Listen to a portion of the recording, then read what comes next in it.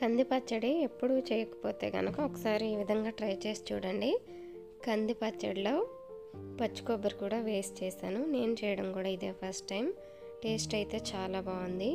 ఈ వీడియోలో నేను చూపించినట్లుగా ఒకసారి అయితే మీరు ట్రై చేసి చూడండి. దీన్ని వేడివేడి అన్నంలో నెయ్యి వేసుకొని కలుపుకొని తింటే చాలా చాలా బాగుంటుంది. ఇప్పుడు పచ్చడి ఎలా చేయాలో ప్రాసెస్ అయితే చూసేద్దాం.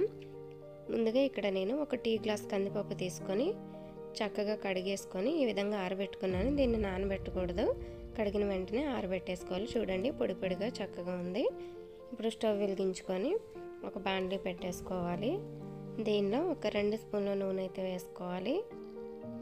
నూనె వేడైన తర్వాత కడిగి పెట్టుకున్న కందిపప్పు ఉంది కదా, దాన్ని కూడా వేసేసుకొని ఫ్రై చేసుకోవాలి. చక్కగా తడి లేకుండా ఆరబెట్టుకోవాలి కందిపప్పునైతే. ఇక్కడ 10 ఎండుమిర్చి అయితే తీసుకున్నాను. 1 స్పూను ధనియాలు తీసుకున్నాను.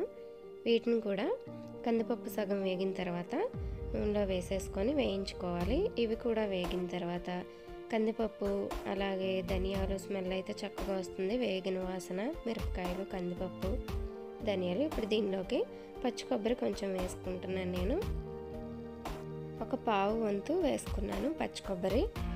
పచ్చి కొబ్బరి కూడా వేసుకొని 1/2 స్పూను పసుపు వేసుకొని వేయించుకొని స్టవ్ ఆఫ్ చేసేసుకొని కంప్లీట్గా చల్లారే వరకు పక్కన పెట్టేసుకోవాలి. ఇప్పుడు ఈ మిశ్రమాన్ని నేనైతే రోల్లో చేసుకుంటున్నాను. మీరు మిక్సీలో చేసుకోవాలంటే మిక్సీలో కూడా చేసుకోవచ్చు. మరి పేస్ట్ లాగా కాకుండా చక్కగా చేసుకోవచ్చు. నేనైతే చేతులకు ఎక్సర్సైజ్గా ఉంటుందనేసి రోల్లో అయితే చేస్తున్నాను. రోల్లో చేస్తే టైం కాస్త ఎక్కువే పడుతుంది, పప్పు కాబట్టి. వేగిన పప్పు నలగాలంటే టైం కొంచెం ఎక్కువే పడుతుంది. ఇప్పుడు దీనిలోకి రుచికి సరిపడా సాల్ట్, అలాగే 1/2 స్పూన్ జీలకర్ర వేసుకొని ఇంకొకసారి స్పూన్తో అంతా కలుపుకొని చక్కగా రుబ్బుకోవాలి. మిక్సీ అవైలబుల్ ఉంటే మిక్సీలో కూడా వేసుకోవచ్చండి. ఇప్పుడు దీనిలోకి 4 వెల్లుల్లి రెబ్బలు కూడా వేసుకొని అలాగే గింజలు పెంకు లేకుండా తీసి పెట్టుకున్న చింతపండు వేసుకుంటున్నాను.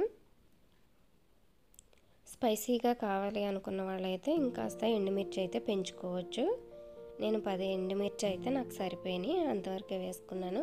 ఇప్పుడు దీనిలోకి కొంచెం అంటే కొంచెం నీళ్లు కూడా వేసుకొని మరొకసారి ఈ విధంగా అంతా రుబ్బుకోవాలి. ఇప్పుడు దీనిలోకి పచ్చి ఉల్లిపాయ ముక్కలు కూడా వేసుకొని మరొకసారి కచ్చాపచ్చాగా దంచుకోవాలి. ఉల్లిపాయ ముక్కలు కంప్లీట్గా నలిగిపోయేటట్టు కాకుండా కచ్చాపచ్చాగా మాత్రమే దంచుకోవాలి. ఇప్పుడు స్టవ్ ఆన్ చేసుకొని ఏ బాండ్లీలో అయితే ఇవన్నీ ఫ్రై చేసుకున్నామో అదే బాండ్లీ పెట్టుకున్నాను నేను ఇక్కడ. దీనిలోకి ఇంకొక 2 స్పూన్ల నూనె వేసుకొని నూనె వేడైన తర్వాత 1/2 స్పూను ఆవాలు వేసుకొని ఆవాలు చిటపటలాడిన తర్వాత 2 ఎండుమిర్చి, శనగపప్పు, మినపప్పు కూడా వేసుకొని అవి కాస్త ఫ్రై అయిన తర్వాత ఒక రెమ్మ కరివేపాకు వేసుకోవాలి. దీనిలోకి నేను ఇంగువ కూడా వేసుకుంటాను. చిటికెడు ఇంగువ కూడా వేసుకోవాలి. ఇంగువ ఇష్టం లేని వాళ్ళైతే స్కిప్ చేయొచ్చు. ఇప్పుడు తాలింపు రెడీ అయిపోయింది కదా, దీనిలోకి రెడీ చేసుకున్న పచ్చడి కూడా వేసేసుకొని స్టవ్ ఆఫ్ చేసేసుకొని అంతా కూడా చక్కగా కలుపుకోవాలి.